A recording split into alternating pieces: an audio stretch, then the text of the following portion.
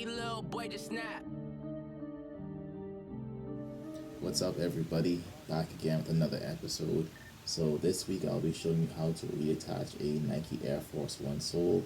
As you can see, this is a Nike Air Force One, handmade, made out of denim.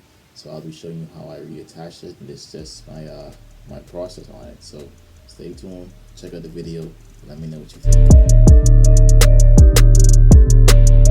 So right now we'll be using barge cement. As you can see, I'm putting most of it on the sides of the shoe, and I'm just applying it, and I'm not applying too much so it doesn't seep over. So just apply to the sides.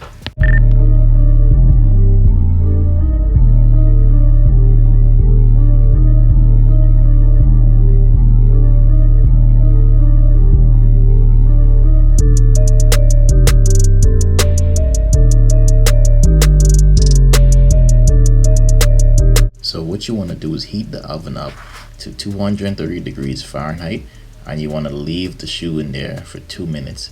So make sure preheat the oven for 230 degrees Fahrenheit, wait till it beeps, and then put the soles of the shoe in for 2 minutes.